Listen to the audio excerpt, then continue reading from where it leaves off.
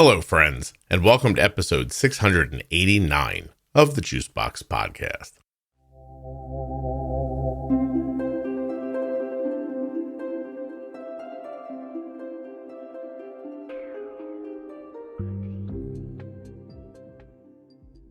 On today's episode of the podcast, the 16th episode of the Ask Scott and Jenny series. Today, Jenny Smith and I will chit-chat and answer questions sent in by you, the listeners. While you're listening, please remember that nothing you hear on the Juicebox Podcast should be considered advice, medical or otherwise. Always consult a physician before making any changes to your healthcare plan or becoming bold with insulin. If you love Jenny Smith, you actually can hire her. She works at integrateddiabetes.com. If you're a U.S. resident who has type 1 or is the caregiver of someone with type 1, please go to t1dexchange.org/juicebox. Join the registry, take the survey, help people with type 1 diabetes in fewer than 10 minutes, all while supporting the Juicebox Podcast. t1dexchange.org/juicebox.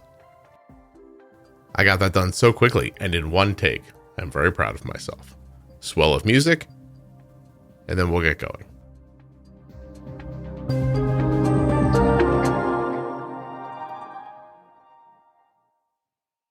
This episode of the Juicebox Podcast is sponsored by Touched by Type 1. Head over to touchedbytype1.org and find them on Facebook and Instagram. They're a wonderful organization. They're helping people with type 1 diabetes, and they'd like you to take a look and see what they're doing. touchedbytype1.org. Today's show is also sponsored by US Med. That's right, US Med is the place where I get Arden's diabetes supplies, and you could too. usmed.com/juicebox or call 888-721-1514. US Med wants to give you your free benefits check and get you started today. Use the number or the link.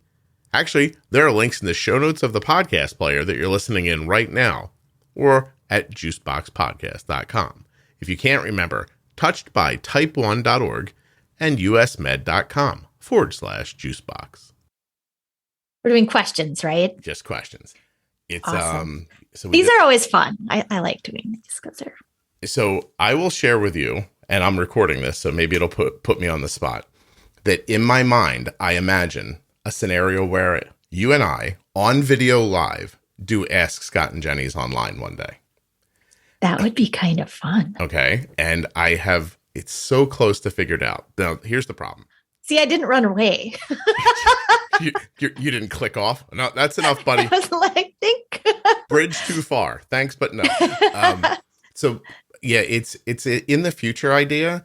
So what I want to do is I would do it in the Facebook group if Facebook allowed for the technology to put your and my video in there live and let people interact, sure. But it doesn't. But there are some third-party things like Facebook who do support this. And people will say, well, just do it over Zoom the way you always do it. That's nice, but you only get a couple hundred people that way.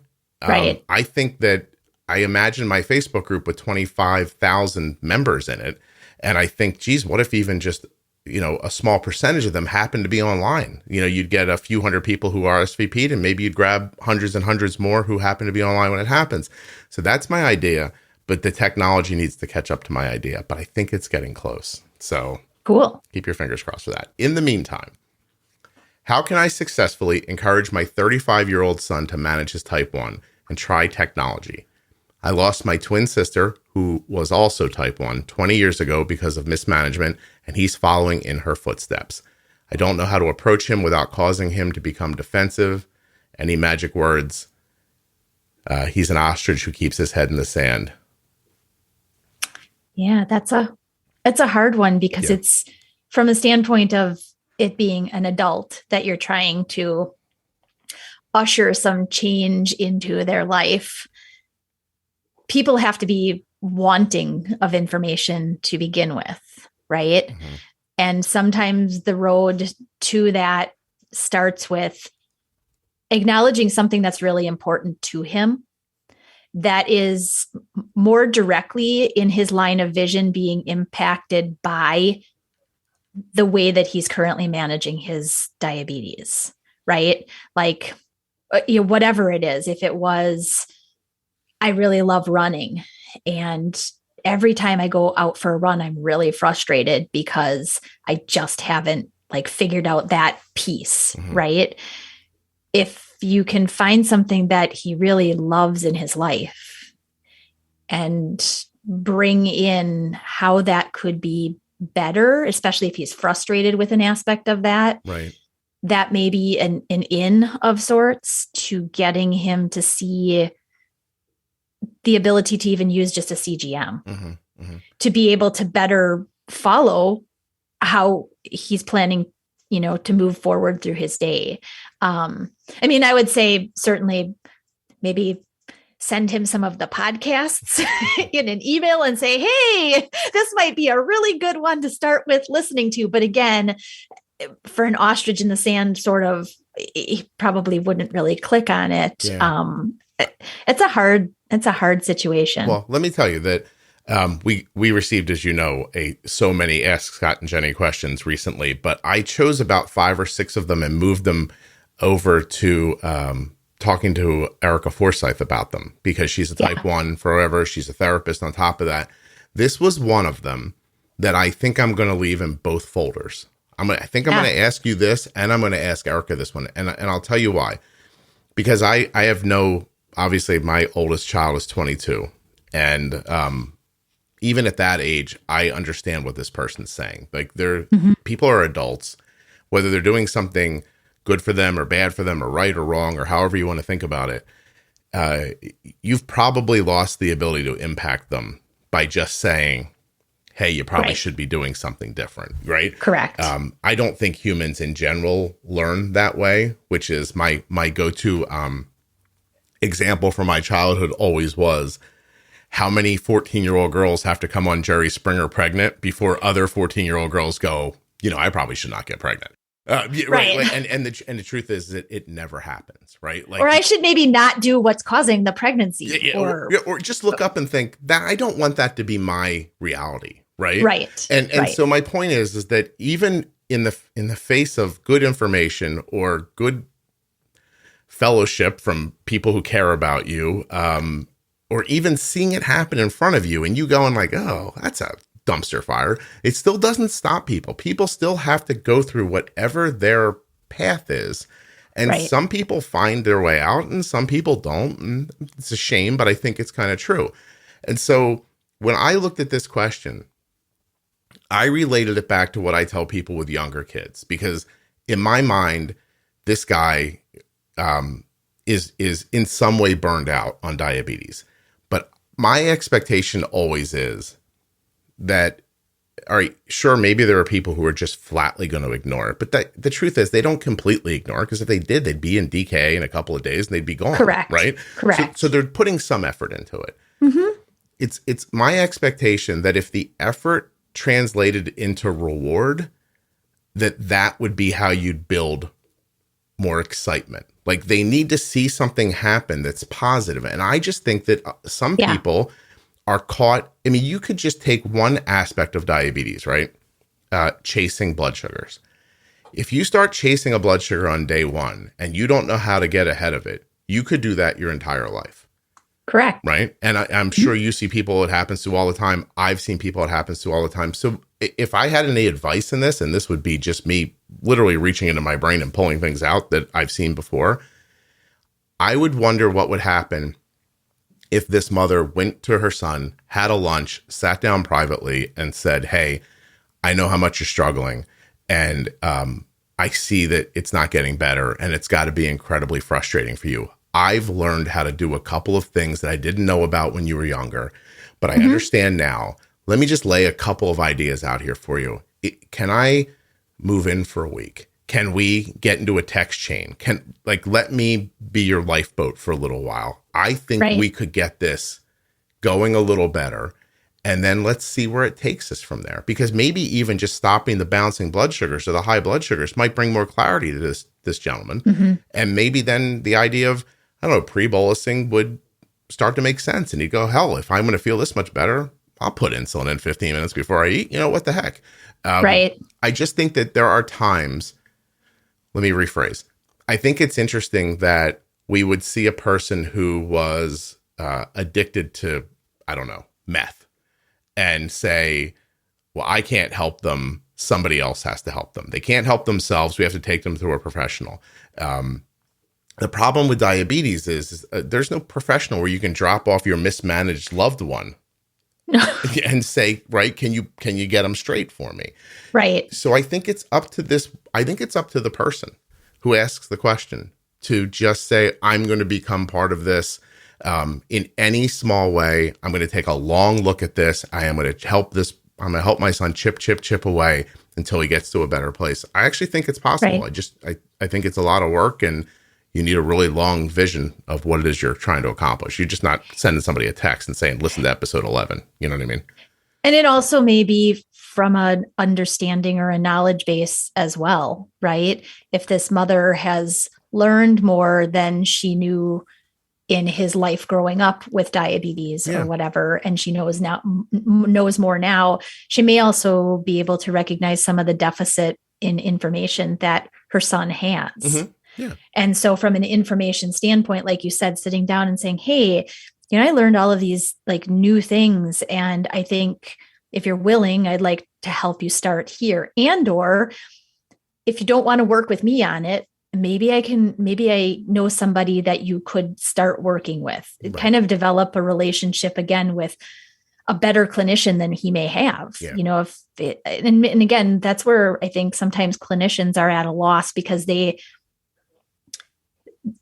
don't have a very long visit, and they don't have a lot of resources for something like this. They just often dump on more insulin because something might be stuck high for the most part in a situation like this. And they think that they can at least smooth things a little bit, but they're not really it's like putting a Band-Aid. It's not addressing the issue. Yeah. I don't think I've ever directly said to somebody, you should go see Jenny. But this is an example where a person like you would be helpful, because even as I say, maybe the mother could do this. I don't know what their relationship is. And I've seen a lot of men walk out to little boys on a baseball field and talk to them, and it goes well. And then the minute they walk over to their own son, they're yelling and screaming at each other. Right. So maybe it's not okay. Maybe it's best not to coach your own kid. But yeah, I think you have to think wherever we are, we're so far into it now that a well-meaning handwritten note or, hey buddy, I love you, you can do it. Like, you're beyond that now. This person needs to see some stability in blood sugars that makes them feel better. And they're saying they don't want to try technology. I mean, so then could you talk them into eating a lower carb lifestyle for a couple of weeks? Correct. Just to kind of reset everything and learn about how insulin works first. Right. I don't know that this question is any different, interestingly enough, aside from the part where there's resistance from the person with diabetes. I don't know if this question is any different than how people feel when their kids are diagnosed and they don't know what they're doing. And it's frustrating. But you have little kids. I was talking to this woman the other day. It said that at 11 years old, her son was so easy to manage because he did what she told him. And then the little bastard got a little bit of testosterone going, and all of a sudden he's like, I ain't listening anymore. And and she's like, well, independence, right? I mean, there's a reason that we move through stages of independence from little on. And that's right.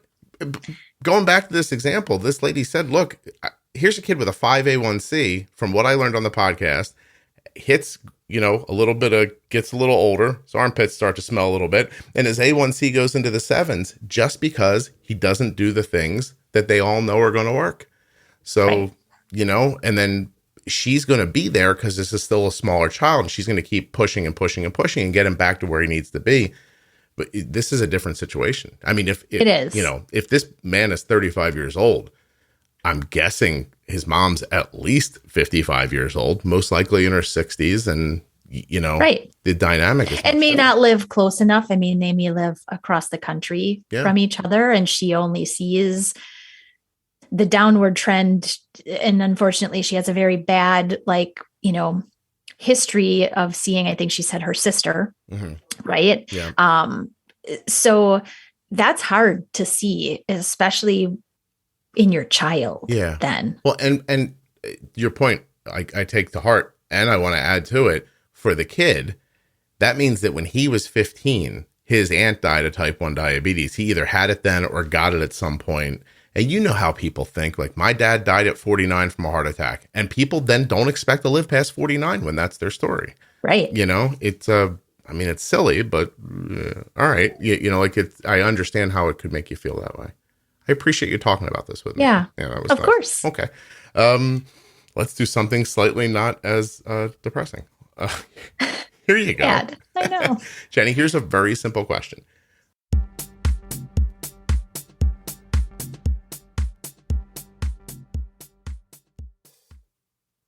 You had to see that coming, right? Little ad break. US Med. This place, I love it. US Med is the place where you can get your diabetes supplies. You go to usmed.com/juicebox or call my 888 number, which is 888-721-1514, and US Med will give you a free benefits check right now and get you started. US Med accepts Medicare nationwide and over 800 private insurers. They have an A+ rating with the Better Business Bureau, and they carry everything from your insulin pumps and diabetes testing supplies to the latest in CGMs like Libre 2 and Dexcom G6. US Med is proud to always provide 90 days worth of supplies to you, and they give you fast and free shipping. So if you'd like to work with the #1 rated distributor in Dexcom customer satisfaction surveys, the #1 fastest growing tandem distributor nationwide, the #1 specialty distributor for the Omnipod DASH, the #1 distributor for Freestyle Libre systems nationwide, and the place where I just got Arden's Omnipod 5 from, you want US Med. usmed.com/juicebox. Links in the show notes, links at juiceboxpodcast.com to these and all of the sponsors of the Juicebox Podcast. When you click the links, you're supporting the show.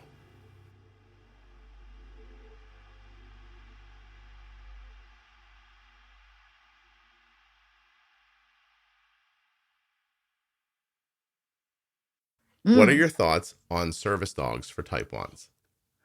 Oh, that's a great question. In a simple answer, I think they can be a really wonderful, again, tool, if you will. Mm-hmm. I do think that there are people that they are really valuable for. And then there are people that, like, I've never really considered getting a service dog. I haven't. Right. That's me. That's my personal. But I have a number of friends who have service dogs, and they are a large benefit. And I think not only from the diabetes aspect in terms of acknowledging and alerting, but also from an emotional standpoint. The fact that you have a technology like CGMs that do already give you alerts and alarms. Mm-hmm. We know that technology can be wrong at times. It can fail. We can fail to hear an alarm, especially overnight. I hear that a lot from kids and teen parents, mm-hmm. that the alarms are just, if they weren't there, the child would just not wake up to the current alarm. They just wouldn't, right? So from the standpoint of an alert dog that actually works and works and works and works and works until you're physically like up, and or some of them can be trained to go and get another person if there's another person in the home. Mm-hmm. I mean, I think they're a positive thing. That's, but I also think from knowing about them, I think it's really important to do your homework on where you get the service dog from. Yeah. You can get ripped off. You can not only get ripped off, but you also have to know what do you want the service dog for, mm-hmm. to begin with. And then from a training standpoint, there are places that will do 100% or so of the training for you. You come and you learn how to interact. You are almost paired or matched with that service dog. Mm-hmm. and you learn how to continue and foster the training in order to make sure that they stay alert to you and your needs. Okay. There are some service dogs that you can get where the training is more of an online, and it's more the person with diabetes that goes through the majority of the training and does it with their service animal. I've had friends who have done it both ways. And for them, their decision was right the way that they did it. Yeah. For what they really wanted to use their service dogs for. I've got friends who literally don't go anywhere without their service dogs, travel with them on a plane, a train. I have one friend, her service dog actually just passed away. So sad. And I know her service dog because I've met her service dog, but I mean, she rode for like the JDRF bike rides and everything. She actually bought a special trailer for her service dog to pull behind her bike. Wow. To go along with her. So in that, I guess you have to, again, consider how much contact do you need or want within your diabetes life. I've got another friend who her service dog is with her, but when she flies or goes to a conference or something, she does not bring her service dog along. Okay. Her service dog is mostly for her home-based area or anytime she drives someplace.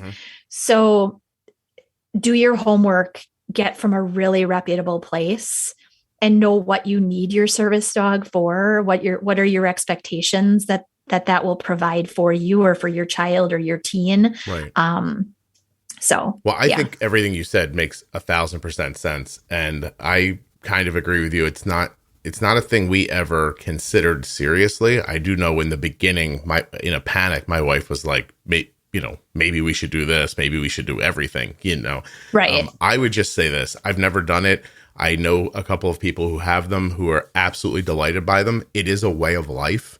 It's not, the service dog is not a thing you put on a shelf when you don't want it. Correct. It's basically another person that exists with you. And you're responsible for them. And there's a ton of upkeep and training and love and everything else has to go into it. All I'll say is that Arden's Dexcom has never vomited on the carpet in my foyer. So both of my dogs have. So oh, that's interesting. That's kind of funny. Our current lab has only, I think he's almost 8 and he's only thrown up like once in his whole life with us so far, I think. Yeah, so I'm just saying Dexcom's not going to poop in the living room. They won't. Or fart in the middle of the night and have this horrid smell. Yeah. Or if you go back to any number of the beginning years of this episode of the podcast, you will hear them snoring in the background and everything else. So there you go. Anyway, I think you're right. I think if it's something you want to be involved in and you understand the level of commitment and it's something you're willing to do, I see it as being a great idea, Right. But, and it's also a cost. And I do want to say, I've seen people ripped off by training companies that are not reputable. And I mean, the cost is significant too, right? You're talking about tens of thousands of dollars. Am I right? I don't even know, honestly, what the cost is. I would have to go back. In fact, for some references to some good places, I can certainly ask my friends where they got their service dogs from for some references. That'd be great. And then I'll give them to you to supply. I'll put right in here. But yeah, it's expensive in terms of cost. Yeah. I don't really know what the cost is, but it's not $2. Yeah, no. Okay. Hey, I think we have time for one more. Cool. Why does lack of sleep make blood sugars less stable, even away from food, exercise, active insulin? I usually see a lot of 90, 95, 9100s, etc. with lack of sleep, when otherwise on just basal, my numbers are a lot more steady. Well, hold on a second. I don't know if I understand. Let's go back to the beginning. Read it again. I don't understand her explanation. I understand her question. Why does lack of sleep make blood sugars less stable? Do you think that's true? Being tired makes your blood sugar less stable? Less stable. Typically what we see is with a poor night's sleep or consistent poor sleep, that your blood sugars will be higher on average. And if that's what's meant by less stable, possibly, especially if they're roller coastering up and then you're correcting and they're coming back down. I mean, that could be less stable than what this person sees when they have good sleep overnight. Yeah. Typically, yes, we see higher blood sugars with less sleep. That's the general. I mean, listen, I don't have diabetes, but if I'm tired, I'm more likely to be distant. I get a little foggy. I can be more irritable, right? Mm-hmm. Like there's a lot of things that come with not sleeping. You need to sleep, obviously. If you didn't, I mean, life would be twice as long. Right. But, it's just, so I'm not understanding the question afterwards. I usually see a lot of 90, 95, 90, 100s with lack of sleep, when otherwise on just basal, my numbers are a lot more steady. See, I don't understand, because 90, 95, 90, 100 seems very steady to me. Would be steady and very good. Well, I wonder, I'm not quite sure. I mean, one big piece in terms of lack of sleep and unsteadiness, or again, a rise in insulin or a rise in blood sugar, is relative to what happens to cortisol, right? Mm-hmm. When we are sleep deprived, if you will, cortisol increases. And with that impact, typically can increase insulin resistance. Mm-hmm. So it sounds almost like steady numbers on basal is what the person was trying to say, but with a lack of sleep, the numbers get jumpy. I wouldn't say that the numbers that were stated sound jumpy. They sound actually very stable. Yeah.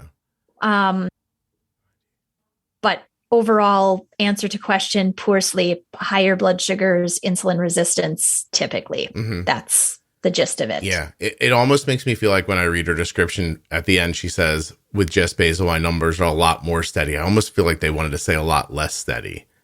I'm trying to decide if this person's saying that when they have lack of sleep, they have better blood sugars. Better blood sugars? Yeah, which wouldn't be the case typically. Right. Yeah, that doesn't make sense. Okay. But still, lack of sleep can impact your blood sugars. You would normally see it as a rise.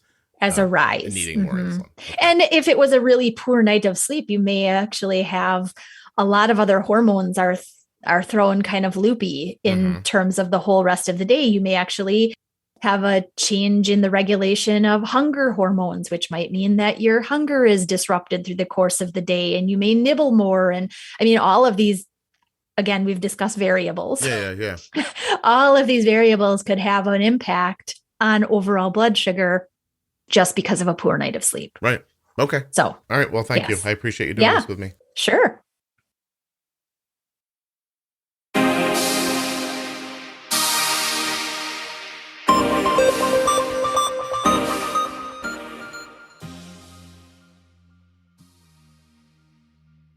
First, I'd like to thank all of you for sending in your questions over on the private Facebook group. That's where I got these questions from.